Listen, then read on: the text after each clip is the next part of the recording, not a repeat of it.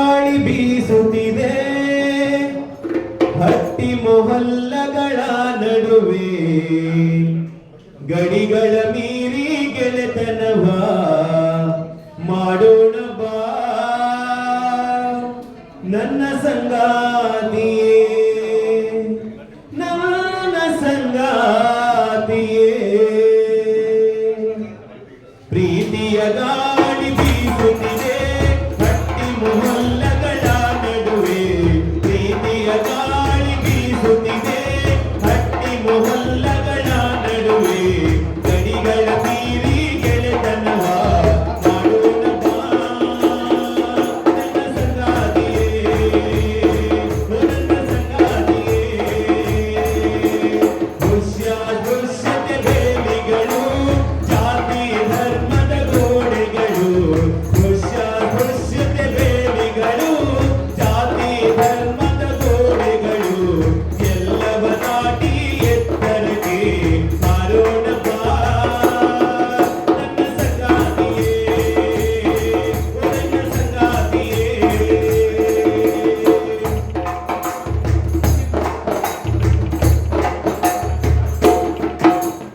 ಅವ್ವನ ಪ್ರೀತಿಗೆ ಕೈ ಮುಗಿದು ಅಪ್ಪನ ಮಮತೆಗೆ ಶರಣೆಂದು ಅವ್ವನ ಪ್ರೀತಿಗೆ ಕೈ ಮುಗಿದು ಅಪ್ಪನ ಮಮತೆಗೆ ಶರಣೆಂದು ಹೊಸಿಲ ದಾಟಿ ಬಾ ಹೊಸ ಸಂಬಂಧ ಕಟ್ಟೋಣ ಬಾ ನನ್ನ ಸಂಗಾತಿಯೇ ನನ್ನ ಸಂಗಾತಿಯೇ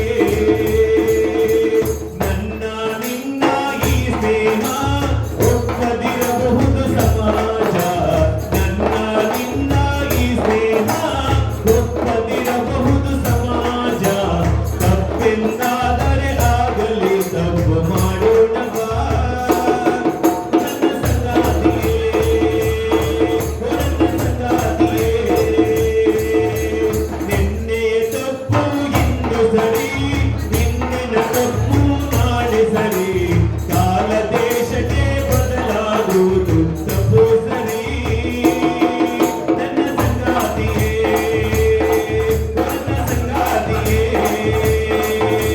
ಬದಲಾವಣೆಯಲ್ಲಿ ನೋವಿದೆ ಮೌಲ್ಯಗಳ ಸಂಘರ್ಷವಿದೆ ಬದಲಾವಣೆಯಲ್ಲಿ ನೋವಿದೆ ಮೌಲ್ಯಗಳ ಸಂಘರ್ಷವಿದೆ ಇಂದಲ್ಲ ನಾಳೆ ಬದಲಾಗುವುದು ಜನಮನ ನನ್ನ ಸಂಗಾತಿಯೇ ನನ್ನ ಸಂಗಾತಿಯೇ ಬದಲಾಗದಿದ್ದರೆ ನಾವೆಂದು ಜಗವ ಬದಲಾಯಿಸುವೆವೆಂದು ಬದಲಾಗದಿದ್ದರೆ ನಾವೆಂದು ಜಗವ ಬದಲಾಯಿಸುವೆವೆಂದು ಬದಲಾವಣೆಯು ಶುರುವಾಗುವುದು ನಮ್ಮಿಂದಲೇ ನನ್ನ ಸಂಗಾತಿಯೇ ನನ್ನ ಸಂಗಾತಿಯೇ ಪ್ರೀತಿಯ ಗಾಳಿ ಬೀಸುತ್ತಿದೆ ಹಟ್ಟಿ ಮೊಹಲ್ಲಗಳ ನಡುವೆ ಪ್ರೀತಿಯ ಗಾಳಿ ಬೀಸುತ್ತಿದೆ ಹಟ್ಟಿ ಮೊಹಲ್ಲಗಳ ನಡುವೆ ಗಡಿಗಳ ಮೀರಿ ಗೆಳೆತನವ ಮಾಡೋಣ ಬಾ ನನ್ನ ಸಂಗಾತಿಯೇ ನನ್ನ ಸಂಗಾತಿಯೇ ನನ್ನ ಸಂಗಾತಿಯೇ ನನ್ನ ಸಂಗಾತಿಯೇ ನನ್ನ ಸಂಗಾತಿಯೇ ಬಾ ನನ್ನ ಸಂಗಾತಿಯೇ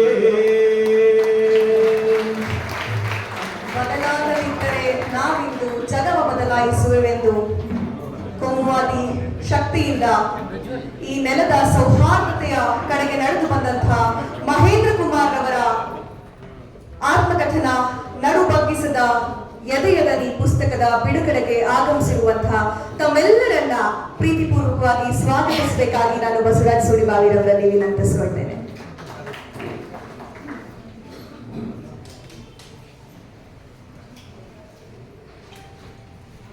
ಎಲ್ರಿಗೂ ನಮಸ್ಕಾರ. ನ್ಯಾಯ ಪ್ರಕಾಶನ ಅರಿವಿನ ಚಳುವಳಿಯನ್ನು ಮುಂದುವರಿಸುವಂಥ ಕೆಲಸಗಳನ್ನು ಮಾಡ್ತಾ ಇದೆ. ಆ ಅರಿವು ಎಲ್ಲರಲ್ಲಿ ಕೂಡ ಮೂಡಬೇಕು ಅನ್ನುವಂಥ ಸದಾಶಯವನ್ನು ಹೊಂದಿದೆ. ಈ ಸಮಾಜವನ್ನು ಸೌಹಾರ್ದಯುತವಾಗಿ ಈ ಸಮಾಜವನ್ನು ಸಹಬಾಳ್ವೆಯುತವಾಗಿ ಈ ಸಮಾಜವನ್ನು ಒಗ್ಗೂಡಿಸುವಂಥ ನೆಲೆಯೊಳಗಡೆ ಕೆಲಸ ಮಾಡಬೇಕು ಅನ್ನುವಂಥದ್ದು ಲಡಾಯಿ ಪ್ರಕಾಶನದ ಮುಖ್ಯ ಆಶಯ. ಈ ಸಮಾಜದ ಸ್ವಾಸ್ಥ್ಯವನ್ನು, ಈ ಸಮಾಜದ ಆರೋಗ್ಯವನ್ನು, ಈ ಸಮಾಜದ ಸಹಬಾಳ್ವೆಯನ್ನು ಕೆಡಿಸುವಂಥ ಅನೇಕ ಜನ ನಮ್ಮ ಒಳಗಡೆ ಇದ್ದಾರೆ, ಅನೇಕ ಸಂಘಟನೆಗಳು ನಮ್ಮ ಒಳಗಡೆ ಇದ್ದಾವೆ. ಅವರಿಗೆ ಜನ ಸೌಹಾರ್ದತೆಯಿಂದ ಬದುಕೋದು ಬೇಡ, ಅವರಿಗೆ ಸಹಬಾಳ್ವೆಯಿಂದ ಬದುಕೋದು ಬೇಡ. ದ್ವೇಷವನ್ನು ಹರಡೋದ್ರ ಮೂಲಕ ಇಡೀ ಕಲಹದ ಗೋರಿಯ ಮೇಲೆ ಸಾಮ್ರಾಜ್ಯ ಕಟ್ಟುವಂಥ ಆಶಯವನ್ನು ಇಟ್ಕೊಂಡು ಕೆಲಸ ಮಾಡ್ತಕ್ಕಂಥ ಸಂಘಟನೆಗಳು ನಮ್ಮ ಸಮಾಜದೊಳಗೆ ಜೀವಂತ ಇದ್ದಾವೆ. ಅವಳ ವಿರುದ್ಧ ಒಂದು ಸೌಹಾರ್ದ ಚಳವಳಿ ನಡೆಸುವುದಕ್ಕಾಗಿ, ಸಂಘರ್ಷದ ಚಳವಳಿ ನಡೆಸುವುದಕ್ಕಾಗಿ ನಾವೆಲ್ಲರೂ ಪ್ರಯತ್ನ ಮಾಡಬೇಕಾಗಿದೆ. ಈ ಹಿನ್ನೆಲೆಯ ಒಳಗಡೆ ಲಡಾಯಿ ಪ್ರಕಾಶನ ಈ ತನಕ ಆ ಸಂಘಟನೆ ಹೆಸರು ಹೇಳೋದು ಬೇಡ, ಯಾವುದರಲ್ಲಿ ಕೋಮುವಾದಿ ಚಳವಳಿಯನ್ನು, ಕೋಮುವಾದಿ ದ್ವೇಷವನ್ನು ಹಚ್ಚತಕ್ಕಂಥ ಕೆಲಸ ಮಾಡ್ತಕ್ಕಂಥ ಸಂಘಟನೆಯ ನಿಜಮುಖಗಳನ್ನು ಬಯಲು ಮಾಡ್ತಕ್ಕಂಥ 16 ಪುಸ್ತಕಗಳನ್ನು ಲಡಾಯಿ ಪ್ರಕಾಶನ ಪ್ರಕಟ ಮಾಡಿದೆ. ಈ 15 ನಡುಬಗ್ಗಿಸುವ ಎದೆಯ ಧ್ವನಿ ಏನಿದೆಯಲ್ಲ, ಅದು ನಮ್ಮ ಪ್ರಕಾಶನದ 17ನೇ ಪುಸ್ತಕ. ಈ ಥರದ ಚಳವಳಿಯನ್ನು ನಿರಂತರವಾಗಿ ನಾವು ಮಾಡ್ತಾ ಇದ್ದೇವೆ. ನಾವು ಆ ಥರದ ಸಂಘಟನೆ ಹೆದರಿಕೆಗೆ ಬೆದರಿಕೆಗೆ ಬಗ್ಗುವಂಥ ಜನ ಅಲ್ಲ. ಯಾಕಂದರೆ ನಮ್ಮ ಹಿಂದೆ ಬಾಬಾ ಸಾಹೇಬರು ಕೊಟ್ಟಿರ್ತಕ್ಕಂಥ ಸಂವಿಧಾನ ಇದೆ, ಬಾಬಾ ಸಾಹೇಬರು ಇದ್ದಾರೆ.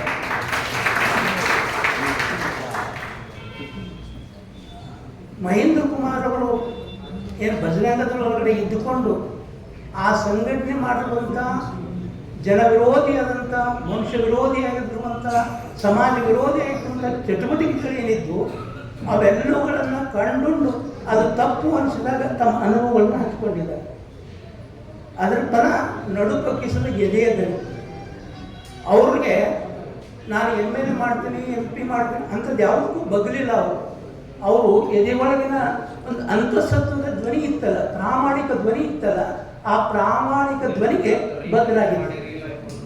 ಅಂಥ ಪ್ರಾಮಾಣಿಕ ಧ್ವನಿಯನ್ನು ನಿಮ್ಮ ಎದುರಿಗೆ ತೆರೆದಿಡ್ಲಿಕ್ಕೆ ಬಂದಿರುವಂಥ ಮಂತ್ರಿಗಳಂಥ ಸಂತೋಷ್ ಲಾಡ್ ಅವರನ್ನು ನಾನು ನಿಮ್ಮೆಲ್ಲರ ಪರವಾಗಿ ನಾನು ಸ್ವಾಗತ. ಅಧ್ಯಕ್ಷತೆ ವಹಿಸಿಕೊಂಡಿರ್ತಕ್ಕಂಥ ರೈ ಅವರು ನಾನು ಸ್ವಾಗತ ಮಾಡ್ತಾರೆ. ಅವ್ರನ್ನ ಯಾಕೆ ಆಯ್ಕೆ ಮಾಡಿದ್ವು ಅಂತಂದರೆ, ಇವತ್ತಿನ ಸಂದರ್ಭದೊಳಗಡೆ ಅಂಥ ದಿಟ್ಟತನವನ್ನು ಯಾವುದೇ ಮುಳಾಜಿ ಒಳಗಡೆ ಪ್ರಕಟ ಮಾಡ್ತಕ್ಕಂಥ ಧ್ವನಿ ಇದೆಯಲ್ಲ, ಆ ಧ್ವನಿ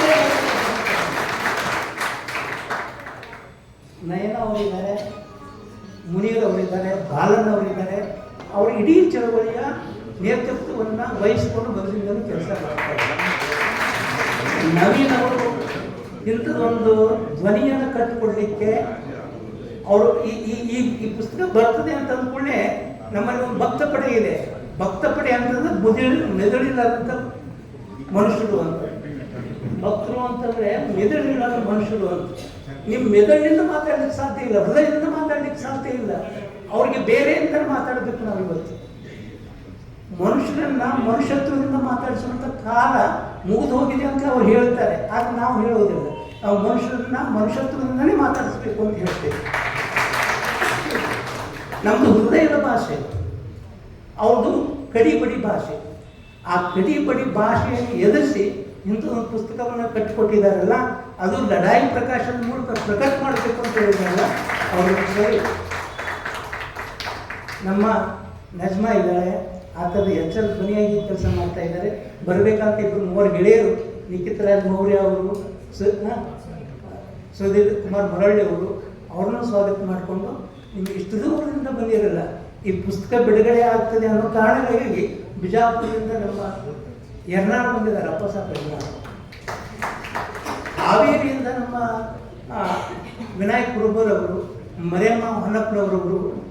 ಈ ಥರದಿಂದ ಇದೆಯಲ್ಲ, ಇಂಥೊಂದು ಆಗ್ತದೆ ಅಂತಂದ್ರೆ ಸುತ್ತಮುತ್ತ ಬರೀ ಬೆಂಗಳೂರು ಮಾತ್ರ ಅಲ್ಲ, ಕರ್ನಾಟಕ ಎದುರು ನಿಂತುಕೊಂಡು ನಾವು ಇದ್ರೊಳಗೆ ಪಾಲ್ಗೊಳ್ಳಬೇಕು ಅನ್ನೋದು ಧ್ವನಿಯಿಂದ ಎಲ್ಲರೂ ಬಂದಿದ್ದಾರಲ್ಲ, ನಿಮಗೆಲ್ಲರೂ ಚೆನ್ನಾಗ್ತೀವಿ. ಕನ್ನಡ